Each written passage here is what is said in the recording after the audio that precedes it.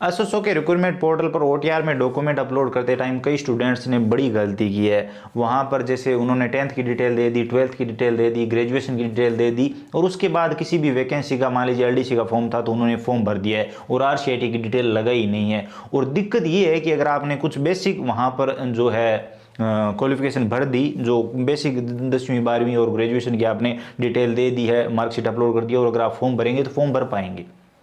और अब बहुत सारे स्टूडेंट्स के सामने ये दिक्कत है कि उन्होंने वो आरसीआईटी की मार्कशीट नहीं लगाई या फिर ऐसा कोई फॉर्म भर दिया जिसमें बीएड की मार्कशीट की रिक्वायरमेंट थी और उन्होंने बीएड की मार्कशीट नहीं लगाई, या फिर इसी तरह की कोई और जो ज़रूरी मार्कशीट थी वो आपने डॉक्यूमेंट अपलोड में अपलोड नहीं की और फॉर्म भर दिया।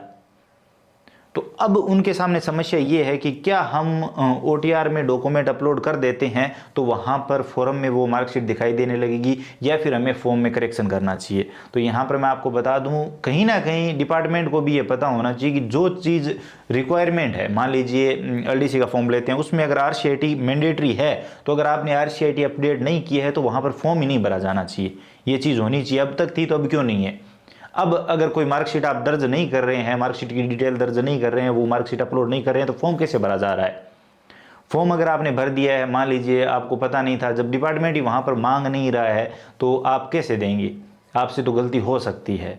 तो ये चीज़ है। बाकी मैं यहाँ पर आपको बता दूँ, अगर आपने फॉर्म भर दिया है तो अभी आपको करेक्शन कर लेना चाहिए। करेक्शन कैसे होगा, पहले ओटीआर डॉक्यूमेंट अपलोड में अपनी मार्कशीट अपडेट कर दीजिए। आरसीआईटी की मार्कशीट कैसे अपडेट करनी है इसके बारे में वीडियो हमने बना दिया है। बाकी और कोई मार्कशीट है तो आप समझ लीजिए, वो पहले अपडेट कर दीजिए कंप्लीट। उसके बाद अपने फॉर्म को करेक्शन के लिए यहाँ पर अप्लाई करिए और करेक्शन कर लीजिए। 300 साढ़े 300 रुपये अगर जितनी भी फीस लग रही है तो कोई दिक्कत नहीं है, आपके भविष्य में आपको कोई दिक्कत नहीं आएगी। क्योंकि अगर आप तैयारी कर रहे हैं और अगर वो गलती है तो हर टाइम आपके दिमाग में वो चीज़ खटकेगी, यार वो गलती है, चाहे उससे कुछ ना हो लेकिन आपके दिमाग में वो चीज़ रहेगी। तो इससे अच्छा है कि 300 साढ़े 300 रुपये दो और सही कर लो, ताकि आपको ये हो कि हाँ हमारा फॉर्म सही है।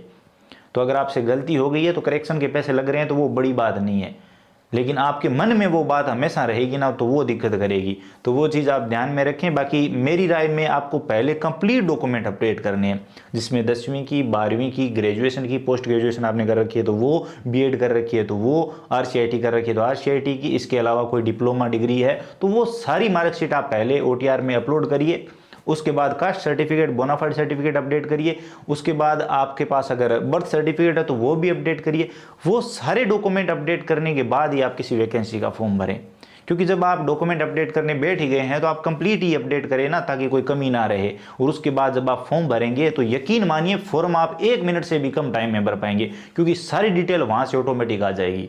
जितनी भी मार्कशीटें आपने अपडेट की वो आपके फॉर्म में ऑटोमेटिक दिखाई देगी और ऑटोमेटिक आप फॉर्म भर पाएंगे, कुछ भी डिटेल दर्ज करने की जरूरत नहीं पड़ेगी। तो जो मेहनत आपको अब तक फॉर्म में करनी पड़ती थी, हर फॉर्म में करनी पड़ती थी, वो अब आपको सिर्फ एक बार ओटीआर में करनी है और उसके बाद आपको हमेशा कोई दिक्कत नहीं आएगी। आपका काम हमेशा के लिए आसान हो जाएगा।